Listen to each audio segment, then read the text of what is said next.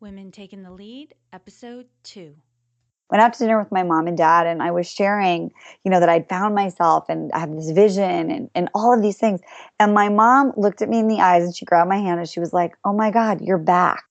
Hello, my name is Jody Flynn, and welcome to Women Taking the Lead, where we are all about creating blasts of inspiration to help you overcome self doubt so that you can lead with confidence, integrity, and a sense of humor. Your future awaits, so let's get started.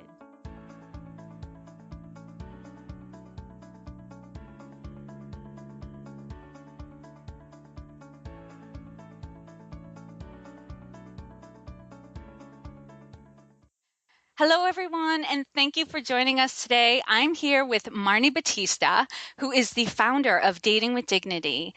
She has professional training in dating and relationship coaching, as well as training in the core energy coaching process from the Institute of Professional Excellence in Coaching, or IPEC.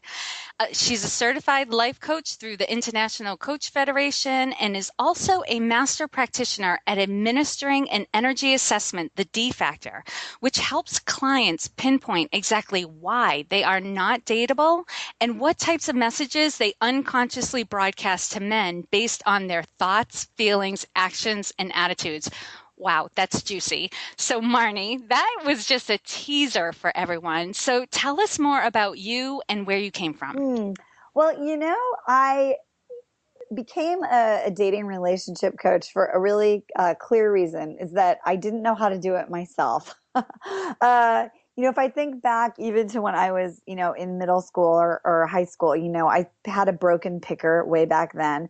I got married when I was 22 to a guy that I met when I was 19. And, the reason we got married wasn't because like we were madly in love or we had this incredible connection. I mean, he just asked. And at that point, people barely even ask me for a second date. So when someone says, "Do you want to get married?" I'm like, "I'm in." Okay. That's the dream. That's the dream. It'll make my parents really happy. And I'm 22. And what else am I going to do after college? So we got married. And, the great thing is we had three amazing children, three daughters together. But those 17 years were really, really painful for me. And it's a reflection of that whole attitude of like, well, nobody even asked me out on a date. I might as well say yes to this guy. And I didn't have high regard for myself. I didn't see myself as a woman of value. I didn't even know who I was. And so when that marriage ended, and it was like the breakup of the American dream, the little family of five with the white picket fence, I was pretty devastated. And I didn't do anything about it other than find somebody else. And I found a better looking, younger version of my ex-husband. But that relationship was also a disaster. He ended up cheating on me, lying. We were breaking up and making up. And after about 2 years of that, I had my aha moment. And really it came from this great fear for my three daughters. If I don't change this for myself, I'm going to teach this and pass this on to my children. And if for no other reason other than to stop that, I have to figure this out. And so I took a big pivot and stopped and did the work necessary to really create self-love, a life that I love, and in that order, find someone to love. And that's how my Find Love Now formula was born and how the whole idea of dating with dignity came to be. Wow. Okay. There was a lot of stuff in there, and I want to go back over a couple of things. I really liked how you said, I wasn't good at dating, so I decided to coach. And you know what? A lot of people are probably scratching their heads over that one, but a quote that constantly comes up for me that I hear over and over again, and I completely believe in, is if you want to do, teach. Yeah. Right? If you want to get good at something, teach it. That's how you master things. And how you said, you got really scared for your daughters, and that was after also recognizing, in retrospect, like you didn't value yourself, you didn't have a lot of worth for yourself. And good, bad, or neutral, there is kind of this theme I hear with women of, I didn't think I was worth it, but they were. So I did something about it. And good, bad, or indifferent, that sometimes is the catalyst that has us set out on the journey to see the value in ourselves. But it's the value we hold in somebody else outside of ourselves that sometimes gets us off our butt. Yeah. and Yeah. moving. And I mean, we could have a whole separate conversation about what that means, and is that should it be different? But something you said too really perked my ears, and I had to come back. You said you had a broken picker. Yes. What? Explain that. Well, I use that vernacular because that's a lot of my clients would say is that I have a broken picker. I am automatically drawn to men, or if you're a man, to a woman who isn't the right person for me, who isn't good for me. And no matter what I do, no matter how hard I try, I attract people into my life who are just the worst. Mm. And we all try to fix our broken picker through a lot of different ways. But at Dating with Dignity, what we realize is it's our self concept and our beliefs that are creating that broken picker. It's not Mm. really the men themselves. So there's not this internal system that you've got down yet that helps you to weed out, the right person for you. Absolutely. It's we like attracts like. So if you here's a great example. If you have sort of a low self concept, low self worth, low self esteem, and there's somebody who needs a lot of fixing, you might be attracted to that person because the idea of fixing him, taking care of him, building him up, it makes you feel more powerful. It makes you feel less broken. It gives you a value like, oh, what I'm bringing to this relationship is that I fix this person.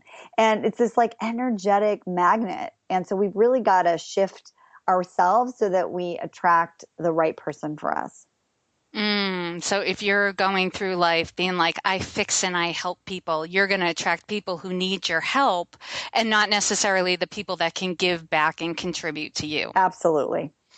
Awesome. Okay. Now you've had a lot of success in your life, and we didn't really talk a lot about it or throw out numbers out there in the beginning, but for the audience, let me tell you, Marnie is wildly successful at her business, not only in the dating area, but she's so successful as a coach that she also coaches other coaches on how to be successful in their businesses as well.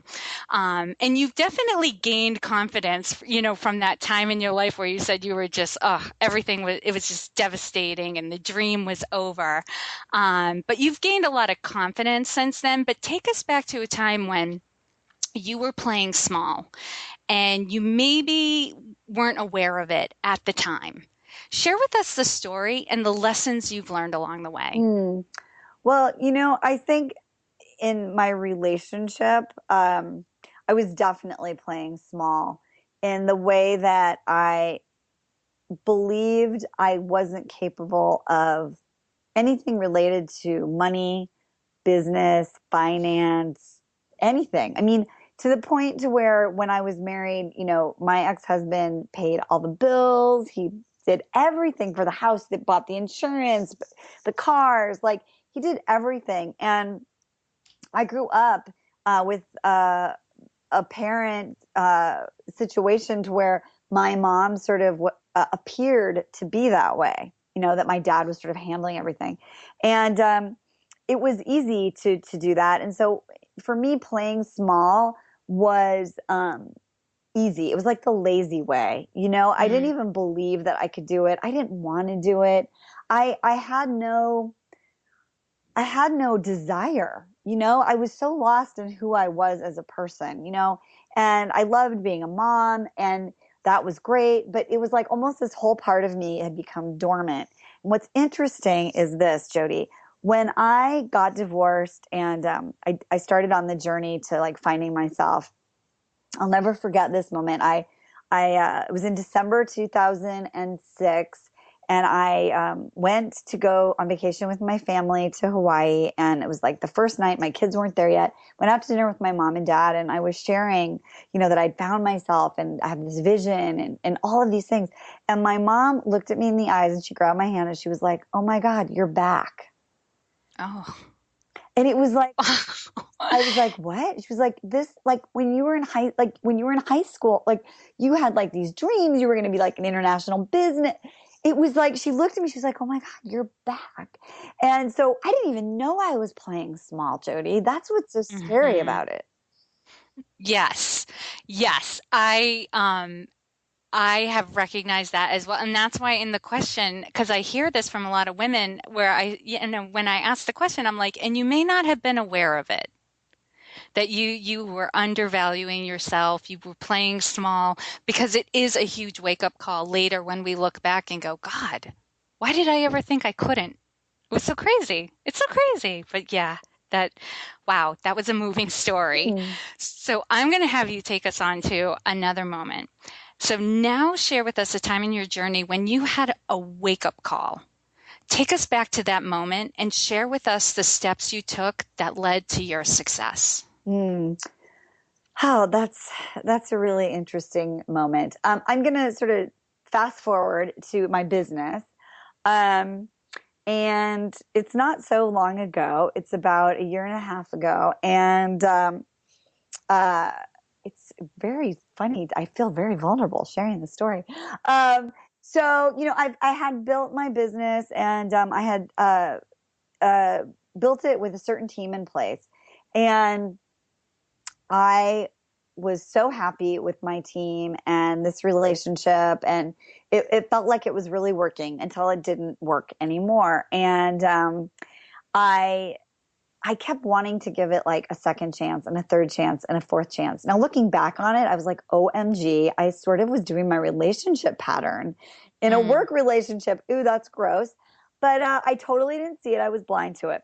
So there was this moment we were talking about the trapeze actually before this officially hmm. started, and it was Yeah. like there I was standing on the platform, and I I knew that in order to grow, I was going to have to let go, and I was terrified to let go, and inside of sort of being forced to do it, where my business partner at the time was like, you've got this, I'm not helping you, just do it. I'll never forget, I was like sitting in my computer, I was actually sitting on my bed like with a massive amount of papers around me, like being like, but wait, we usually do this together. And he was like, no, like we're, this is part of our splitting up.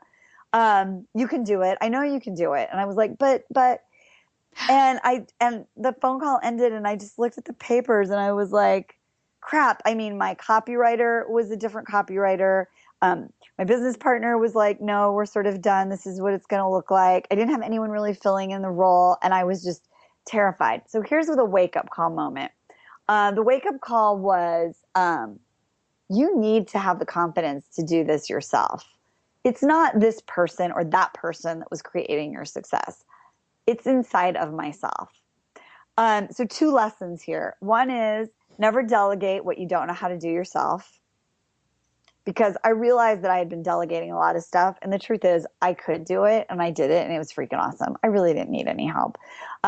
Number two lesson is the team that got you here is not the team that's going to get you there. And that's a very scary wake up call. That I just got scared when you just said that, because I think, it's true in business, but not just in business. It's everywhere in your life. Like you can stop and take a look around at the people who are your support network right now, and this may not be the same support network that you have 10 years from now. And that's part of the journey. There's nothing good or bad about it. It just is. Like as you grow, your support system grows too and changes. And it can be a frightening moment. Wow. Yeah, That. it's terrifying. And as someone who stood on the platform with you actually doing the trapeze, it's the okay, I'm letting go and you're swinging there and then they're like, "Well, put your knees up and let go." And that's really where you're like, "All right, you know what? I've got to do this." Um and the cool thing is we feel like there's no safety net, Hmm. but there is. And for the people who are listening, not only the people around you are your safety net, but it's what do you have that's that internal strength and peace and guidance. And I think we all need to, because I know that that was what I had to rely on, was like, wait a minute, I have this inside of me. I need to create rituals, practices, and experiences that nurture that and bring it out. And that is how I birth what's the next thing. Mm. Oh God. Okay. Yes. And the lesson here is, for the people listening too, like be open to having some scary experiences. And what Marnie's referring to is about a year ago, I was a part of a mastermind that Marnie had put together for coaches to develop our businesses. And one great thing she always does when she puts these events together, these mastermind retreats, is we do something scary, a little scary. She calls it taking the big leap. And the last time we got together, she had set up for us to do the flying trapeze on the Santa Monica Pier. And it was scary. But as I was saying before the call, I have some great pictures from that moment, and it did wake me up due to a lot of things that were going on in my business. So I would say for anyone listening, if there's something, an experience, it doesn't have to be business or work related. It can be fun, but if it's kind of scary and out of your comfort zone, do it because you will learn so much about yourself that you can apply back to your business and to your career and to your relationships that will make a huge difference for you. Mm. Okay, so next, Marnie, what I want, the women who are listening to this podcast to really get is there is no one way to lead, right? Because we're all different. We're going to bring something different to the table in our leadership. So how would you describe your leadership style? Mm. Uh, I I am a really strong leader, and my style is based on what I have coined the inner directed leader, which means that it really is coming from being authentic and in integrity.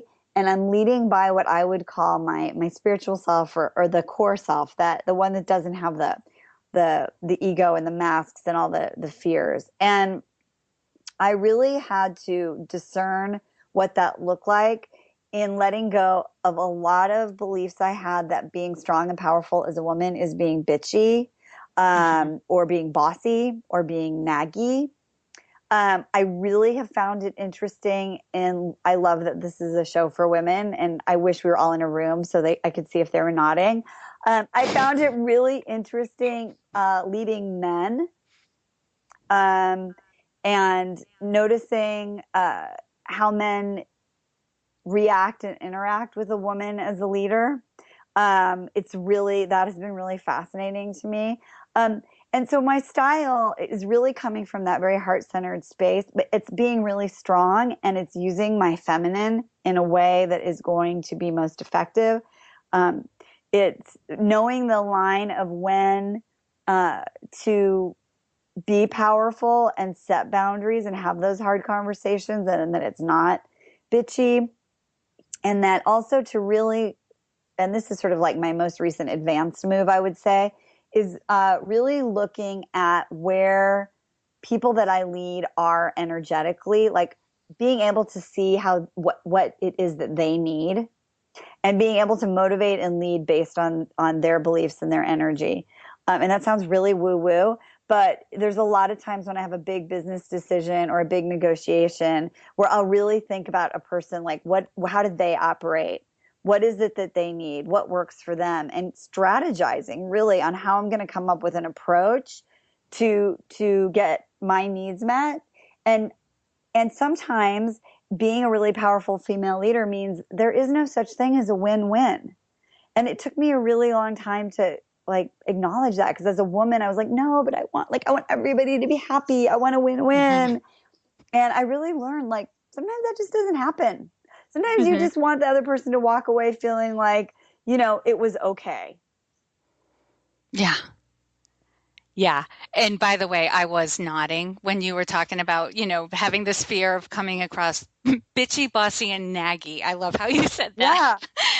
Yeah. And that is a theme I find with women that a lot of women, and not every woman is like this, but the majority of women I come across where they're like, there's this attitude of like, I don't want to bother you. I don't want to trouble you if it's not too inconvenient. And sometimes like you have to wake up and remember that you're leading people and they're waiting for you to give them direction. Yes. And if you're apologizing and asking for favors, that's oftentimes when as a result, we sit and go, why are people not listening to me? I told them to do this, but they're not doing it, but we don't realize we didn't tell them to do it. We asked if they could. Absolutely. And I think that it's still hard for me, like even here's a great example. So my new copywriter, he's amazing. When he came on board, he was not a person who was used to working with a lot of structure, and I'm very structured.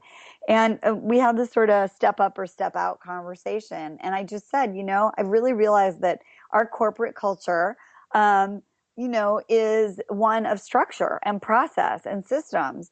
And in order to really function here, you're either going to have to adapt or it's not a match. And that was a really hard conversation to have. But in the end, what was really cool was this guy came back to me like, 2 weeks later, and he's like, I hired someone to help me get organized and get my structures and my systems in place. And he's like, and it's changed my business. It's changed how I'm living. It's changing my life. And that's the opportunity as a leader, like step up or step out. Yeah. And you know what's really great for that opportunity too? You're actually allowing people to be at choice. If he was going to stay, he would know 100% it was because he chose to, Yeah, absolutely. and that he made changes for that. So that's really great. Now, what is one thing that you're working on right now that you're really excited about? Oh, gosh, there's so many things. How will I pick? Um, Well, you know what? I'll share this story. One thing that is happening. I've had a mentor for a couple of years who I was first following online and doing the free teleclass thing and listening and following along. Then I brought one little product, and then I did this, and then I did that, and over time really built up a lot of trust in this mentor. And she was responsible for a lot of the success that I had created.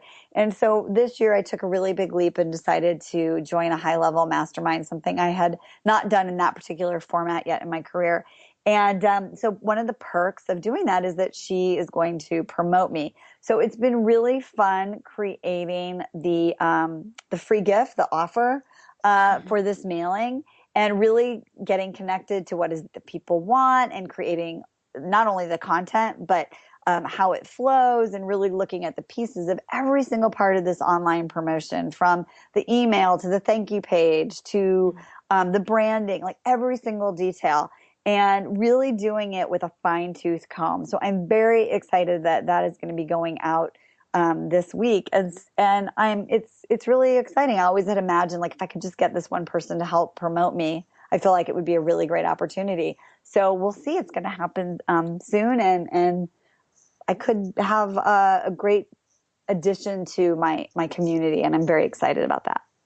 That is exciting. And you know what I'm hearing too is because for people who may not be aware, oftentimes when we're first starting our businesses, everything's happening so rapid fire that you're trying to tackle things that were due yesterday. And so everything happens really quickly. And what I'm hearing, Marnie, is you're at a place in your business where you can take the time and actually enjoy the creative process. I And can, and I love that. And I'm creating like two new classes this the next 6 weeks. And that I was sitting in my car the other day driving. I was like, oh, I love this part. It's so fun. I love that. Okay, now the next few questions are going to be kind of quick fire, Yep. quick leadership roundup. So tell us, what is one practice that makes you a better leader? Uh, goal setting, planning, and meditation. Mm. What is one book that you would recommend to a woman to help her develop her leadership? Breaking Free by Sheldon H. Gardner, spelled Kardenermd, and Monica Olafson Gardner. Ooh, tell us a little bit about this one. I haven't heard of this book before. It's just freaking awesome. So it's a really cool twist on why do we do stupid stuff. Um, uh, so I've done therapy and coaching. I've done it all. I've read it all. I feel like I've done so much. At dinner with a childhood friend, he was like, "Wow!" And he's like in Hollywood executive, so totally not in the coaching area. He's like, "Oh, I read this book. It's like so awesome. I just downloaded it on Amazon." And anyway, so I ended up getting it. It's what it does is it really points out developmentally why our brain stays attached to behaviors that no longer serve us, but were developmentally appropriate, even like pre-birth to like 7 years old. And it really lines out in a very precise way what these beliefs and thought processes are and how they served us. And the upshot is this, that unless we really get clear and become super conscious, our our adult wants will always be overcome by our childhood needs. Mm. And that is why trying harder doesn't work. Mhm. Because biologically we have this stuff hardwired in our brain. So I just was like, oh my God, that's why we're black and white thinkers. That's why we have this stuff with lonely versus alone. Like, and the fact is, we did have to fight for our survival when we were like infants, and we're Mhm. not. So as I like to say in my dating, when I teach this stuff in the dating world, no quality guy wants to date a 7-year-old. That's a good book for that. I love it. Yeah. So I think as a leader, and the way that it's relevant to that is there's a lot of these beliefs that we have about ourselves, about being bitchy, about black and white thinking, about wanting to send the email, about negotiating, that are really still coming from this very early developmental stuff that wasn't resolved. So I was like, oh, this is like brilliant. I've never heard it put just this way. That is brilliant. And I was talking earlier about how, what I see in women, and I see it in myself too, is like not wanting to bother people. And I know I catch myself doing this in relationships as well. And whenever I catch myself, instantly I have a picture of myself when I'm 3 years old with my dad. Mm, And it is like, and I realize in that moment, I'm operating like a 3-year-old who wants attention, yep. but doesn't want to be bothersome, wants love, but not be bothersome, right? Oh, it's so crazy. Okay. What is your favorite healthy food? um, Because women want to know what other women are eating. Yeah, of course. My favorite healthy food. You know what? I like this mate tea. It's got like a Ah, skosh of caffeine in it, but for me personally, it doesn't really bother me. But it's kind of, you have to get it like a Trader Joe's Whole Foods thing. But it's this Brazilian tea. It helps digestion. In my family, we call it dirt tea. And I just like to drink it in the evening, as it's just got this soothing sort of thing. And yeah, so dirt tea, but it's also called mate tea. mate tea. I love it. Okay. Knowing what you know now, if given a chance to go back and do anything differently, what would you change? In my business, I would have let go of that trapeze about a year before I actually did. It I don't, I'm not a fan of regret at all. Mhm. But I didn't listen to myself. I was too afraid of the unknown, and I attached my success to it being with someone else, or that I couldn't do it on my own. And that was just a mistake in so many ways. A mistake with a little m, and there was a great lesson, blah, Mhm. blah, blah. But damn, like if I just would have had that extra boost of confidence and asked better questions and paid attention to details and not delegated what I didn't know, oh man, I would have saved like hundred thousands of dollars and a lot of heartache. Wow. Wow. Okay. That was an important lesson to learn. For sure. And I like this question, although it can be a little controversial, because if we don't recognize, what would we have done differently, then we're at risk to make the same mistake. Oh yeah, totally. So yes, I say absolutely don't regret anything that's happened in the past. Like ladies, all of you, I am saying do not regret anything. Don't beat yourself up. But what was the lesson that you learned? Like, how are you going to do that differently? So thank you for that, Marnie. And before we say goodbye to you, share with us a success quote or a mantra and why it has meaning for you today. Okay. So my this is my family motto, my life motto. It says this: don't let fear get in the way of your biggest dream, even if your biggest dream is your biggest fear. And it has meaning for me because right after I got divorced, I decided to travel, and I went and to Europe, and I was in Prague and found myself on this wall they call the John Lennon Wall. And I was just kind of, doing a tourist, and it's all graffitied. And I just looked up, and it was just written there. There was no name there. It was just there. And I took a picture of it and put it in a little picture frame, and it became my family motto. And so, I have three daughters who are now 19, 16, and 12. And if you'd say, what's the family motto, or what's the value or the lesson that mom wants us to live our life by, they would say it was that. And so I try to instill that in all of the work that I do and the life that I live and how I can make an impact on other people. I love that. Marni, thank you so much for taking the time to inspire and enlighten us. We are all better for having met you. But before I let you go, tell us, what is the best way for the people who've been listening and got inspired by anything that you've said? What's the best way that they can connect with you? They can go to datingwithdignity.com, and they can join us for some of the little free gifts that we have there. And even if you are not dating or you are not single, go check it out. We did a recent survey, and we found that over 60% of the women in our community are in a relationship. There's always more to learn. There's always more to learn. And how do you sustain that? And how do you create intimacy? And how do you communicate better? So we welcome women who are not only single, but women who are in relationship and really just want to love themselves, create a life they love, and create a relationship that fulfills them. Boom, right there. Marni, thank you so much, and have an incredible day. Thanks, you too, Jody. Mwah. Oh my God, that was amazing. And for you listening, you can find all of the links and resources shared in this episode at womentakingthelead.com, or you can use the shortened URL, which is womentl.com. Thank you all for joining me on Women Taking the Lead. And to strengthen you on your own leadership journey, I'd like to send you off with a quote from Marianne Williamson, so here goes. Our deepest fear is not that we are inadequate. Our deepest fear is that we are powerful beyond measure. It is our light, not our darkness, that most frightens us. We ask ourselves, who am I to be brilliant, gorgeous, talented, fabulous? Actually, who are you not to be? You are a child of God. Your playing small does not serve the world. There is nothing enlightened about shrinking so that other people won't feel insecure around you. We are all meant to shine as children do.